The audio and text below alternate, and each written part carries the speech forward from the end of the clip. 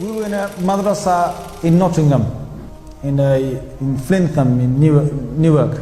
This was in the 90s. We came to a building that was an old RAF building that had been deserted for 20 years.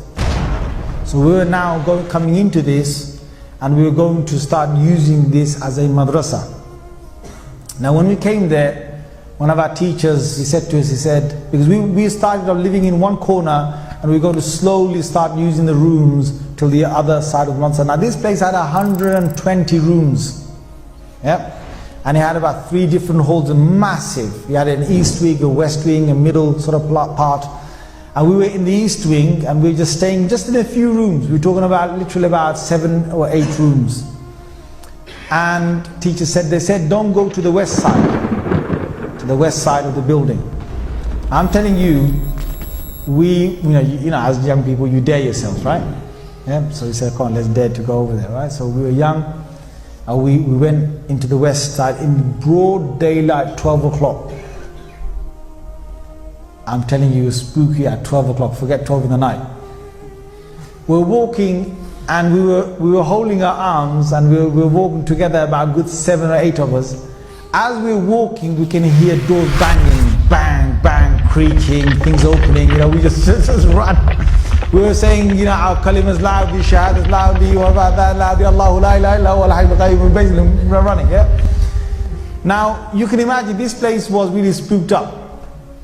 And the teachers warned us, you know, don't go over there. Now what happened is one of these, there's this young kid, I'm not going to give you his name, he's probably grown up now, he's probably got kids now, right? So I don't want to embarrass him when some of you might confront him. But he was from up north, and he was a kid, about 13 years old, I'd say, from Bangladesh. He didn't know a word of English. Forget anything else, right? He just knew Bengali. And he was the most quietest kid you can imagine. Just quiet, just sticks to himself, and that's it. And he's trying to become a hafiz of the Quran, and he only has done 1 juz. So one day what happens is that he sort of strays off, I don't know, he goes over to the other side, and he comes back. And no one sort of takes much notice of it, but he comes back, and the evening when we're all sitting together and we're sort of reading, I wasn't there in the hall at that time, but there were others who said it. But then I went over to the hall to verify this. So this is something that I have verified myself. What happened is that he came with his Quran up to his teacher. You can imagine a kid who's lallu pattu, who doesn't know a single thing, yeah? He comes with the Quran to his teacher, puts it right in front of him, and he says to him, he says, test me. And he doesn't say in English, he says it in Arabic. Now his kid suddenly knows Arabic, right? So he says, test me. And his teacher looks at him and he thinks, is he having a laugh? You know, those days, you know, the beats were a common thing, right? Thinking, shall I just make spaghetti out of him, you know, like, yeah? So this kid just says, no, test me, any way you want, yeah? So the teacher says, okay, the Quran's closed. He said, okay, read from the 15th juz. Subhanalladhi yasra bi'abdi laylan min al-masjid al-haram ila al-masjid al-aqsa alladhi barakna hawla. And the teacher looks at him and thinks, what is happening to this kid? So the teacher then tests him from another place, and this kid now knows the Quran, and the kid challenges the teacher in speaking Arabic. And this kid has got really good Arabic all of a sudden, right? And then, you know, when we heard this, we came over, and I specifically went, you know, met him, and I start talking, and he started talking Arabic. Weird. So then we thought, okay, you know, whatever has happened, miracle of God, you know, you wait.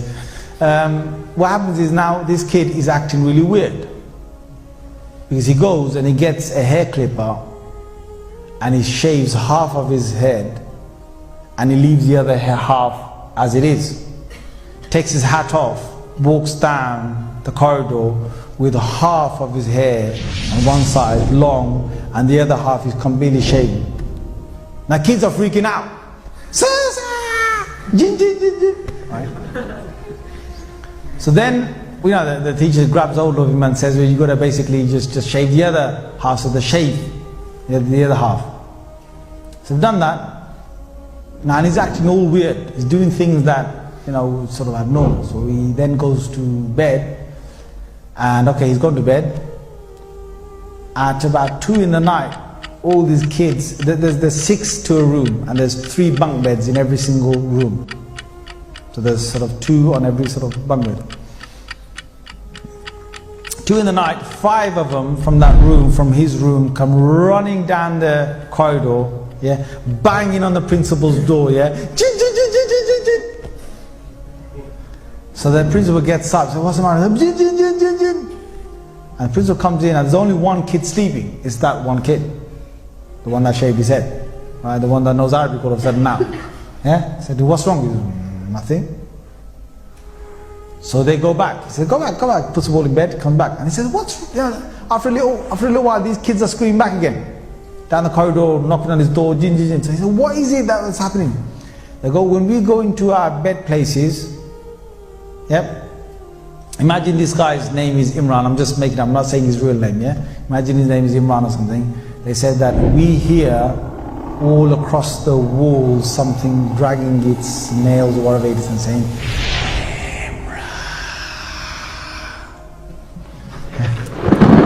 so basically they just obviously leapt out of their beds, yeah, came straight to the principal. Now this went on all night, yeah. Him taking them to their beds, then basically coming back. So then the morning came, and the main sort of teacher, Muhammad Fadl Rahim Sahib, he called him over, and I was there serving breakfast. Now what's common is in exorcism is that you would recite something, and when you recite it, you're able to, when you recite something, some part of the Quran, and the jinn gets affected because they can't stand the Quran, and then they will have to leave, or they will beg to leave. In this case, this jinn was a believing jinn, and this jinn was a hafiz of the Quran, and this jinn knew Arabic. So when the teacher was reciting something trying to recite something to blow on it, the jinn inside the human being was reciting the adverse ayah to break the effect of that. It was not any common jinn that was in here, and I'm sitting there watching this. So the Shaykh is reciting, and this jinn is undoing whatever recitation he's doing. And it was, the Shaykh saying, إِنَّ الَّذِينَ فَتَنُوا الْمُؤْمِنَ وَالْمُسْلِمَانَ لَمْ يَتُوبُوا فَلَهُمْ عَذَابُ جَهَنَّمَ وَلَهُمْ عَذَابُ الْحَرِيقِ. And this other jinn from inside will recite something else. So it's undoing whatever the Shaykh was saying. So after a while, when the students sort of left the room, I asked the Shaykh confirmed that this is what he's doing. And then the Shaykh said that the only way to actually get rid of the influence is to take this young boy back to his hometown and to leave him there for 1 month. He said the reason why this has happened, and these guys, I'm saying this, that you won't believe in this unless you deal with this. There are certain things that you will not believe in unless you deal with it. So if you've got unbelief in anything I'm saying to you that I'm making Allah witness, whatever I saw, I'm just telling you, you just need to start witnessing some of this yourself, and you start believing in it. So the Shaykh himself was able to witness some jinns. And he witnessed a whole group and a family of jinns that had traveled from outside and stayed in that west wing for a month. And he had this feeling that they were there only for 1 month. So he said, if this young boy goes to his hometown, then whatever jinn is, he said there's a young jinn inside him who's a hafiz of the Quran. And if he stays in his hometown, the boy stays in his hometown, then the jinn will automatically leave because his family are leaving this west wing after a month. So we took him home, and as we were taking him, my God, I was sitting next to him on his left hand side in a car. He was right in the middle. He wanted to, he was going to open the door when we were going 70 miles an hour. He reached to open the back door, the car door. And the teacher stopped him, and the teacher gave him a good shouting. And then he basically stayed there until we got to the place. We left him in his home for 1 month. After 1 month he came back, and he was the same docile kid you knew. Looked down while he walked. Never knew a word of English or Arabic, and only knew 1 juz of the Quran. قل أوحي إلي أنه استمع نفر من الجن فقالوا إنا سمعنا قرآنا عجبا يهدي إلى الرشد فآمنا به ولن نشرك بربنا